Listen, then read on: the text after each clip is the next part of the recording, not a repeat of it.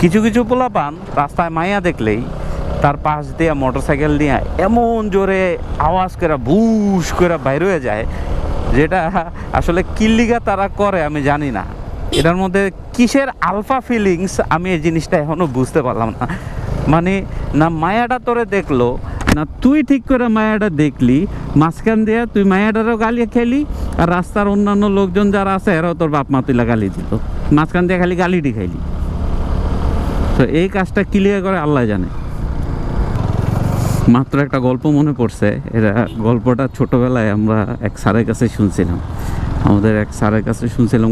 গল্পটা হচ্ছে এমন, এক লোক সে স্টাইল করবে, তো তার স্টাইল হচ্ছে সবাই তো জ্যাকেট পরে সোজা, সেই স্টাইল করা উল্টা জ্যাকেট পরছে, উল্টা জ্যাকেট পরে এখন মোটরসাইকেল চালাইতেছে।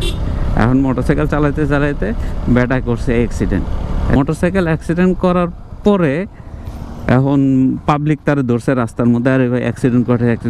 অ্যাক্সিডেন্ট করার পরে মানুষজন দেখা করতেছে, আরে ভাই অ্যাক্সিডেন্ট করে তো এই লোকের মাথা উল্টে গেছে, মাথা সোজা করেন, মাথা সোজা করেন, লোকের তো মাথা উল্টে গেছে। এবার এই মাথা নিয়ে ঘোরাঘুরি শুরু করছে, এক গ্রুপ শরীর ধরছে, এক গ্রুপ মাথা ধরছে, ধরে এবার মাথা উল্টে গেছে, মাথা সোজা করেন।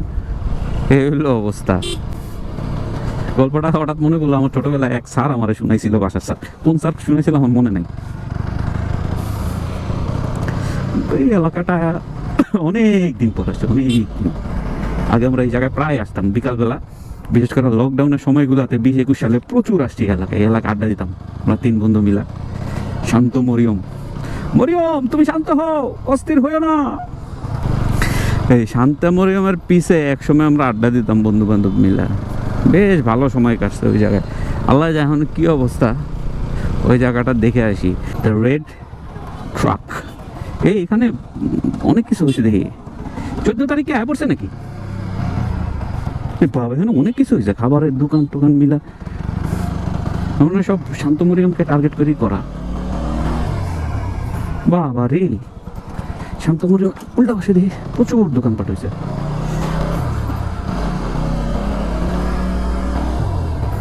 বেটা উল্টাইছে আর আমার সিগন্যাল দিল ওই পাশে যাইতে।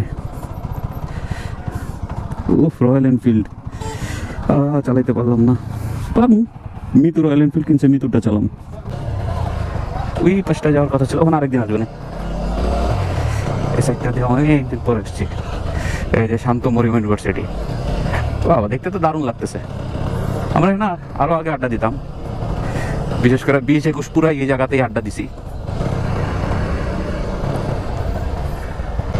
আল্লাহ এই জায়গাগুলোতে দেখে বেড়া দিয়ে দিছে। এই যে আমরা এইটার উপরে বসে বসে আড্ডা দিতাম ওই সময়, এই লেকের পারে বসে কি বেশি গন্ধ বেরোতেছে লেক থেকে। যাক, এটার একটা ভালো জিনিস করছে, এটার মধ্যে কিছু চটপটির দোকান বসায় পরিবেশটারে ডিস্টিং করে দিছিল। এই চটপটির দোকানগুলো দেখে উঠে দিছে, এই জায়গাগুলো এখন পরিষ্কার। যাক, আবার আড্ডা দেওয়ার মতো পরিবেশ তৈরি দিছে। এখন কথা হচ্ছে, পরিবেশ থাকেই বা লাভ কি? আড্ডা দিবেও তো দিমু কার লগে, তাই না? বন্ধু বান্ধব তো নাই, সব তো ব্যস্ত। মানে সারাদিন অফিস করে অফিসের শেষে 1 ঘন্টা বসে আড্ডা দিব, ওই এনার্জিটা পোলাপানের নাই, সত্যি কথা বলতে যেটা, টু বি অনেস্টলি স্পিকিং।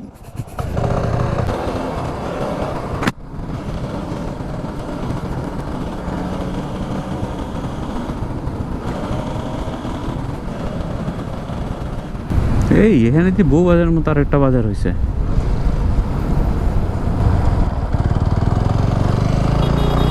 একটু টানাটানি করা যায়।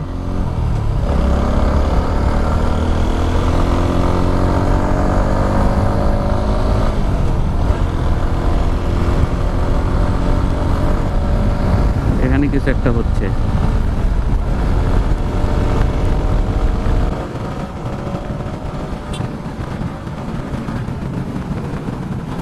হাই স্পিড অ্যালার্ট দিতেছে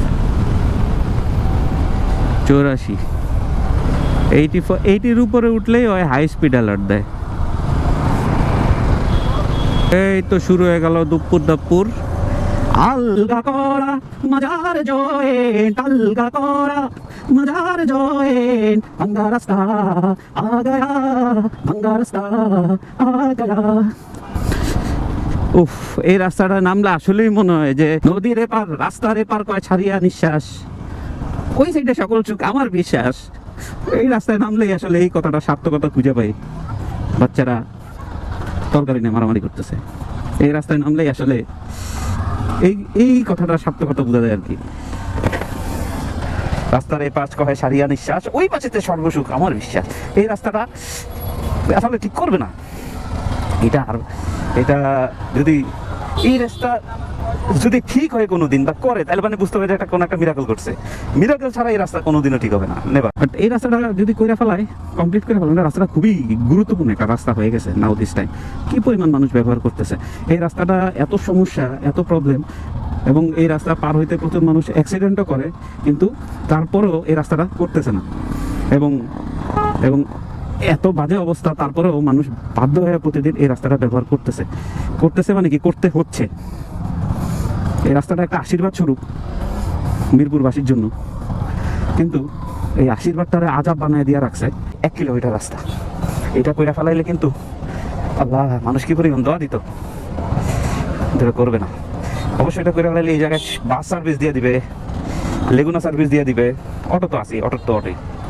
হ্যাঁ, এটা এমন হইতে পারে যে রাস্তাটা করে দিল, কিন্তু এখানে কোনো বাস বা লেগুনার পারমিট দিল না, এটা করতে পারে, পারমিট দিল না। অটো আছে, মানুষ স্বল্প দূরত্বে এদিক সেদিক যেখানে যাবে অটো দিয়ে যাবে, এই আর কি। এই রাস্তা highest second gear, first gear, second gear পর্যন্ত উঠা যায়, এবং ফুল কনসেন্ট্রেশনে বাইক চালাইতে হয়। একটু কনসেন্ট্রেশন আপ ডাউন করলেই শেষ।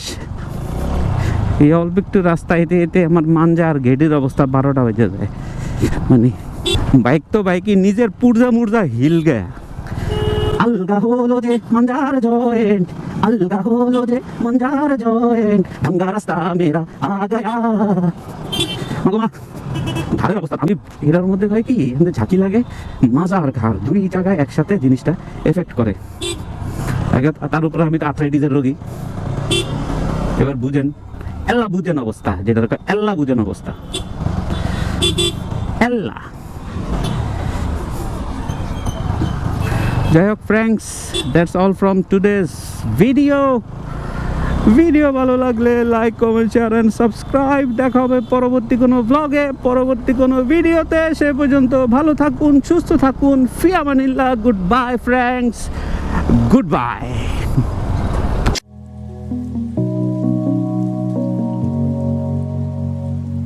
चाहिए तो लाइक मारो, और अगर तुम लोग नए हो तो सब्सक्राइब करो। वो जो लाल वाला बटन है उस पर फूट फेंक के मारो, या फिर मोमबत्ती, मुझे नहीं पता, बस क्लिक हो जाना चाहिए।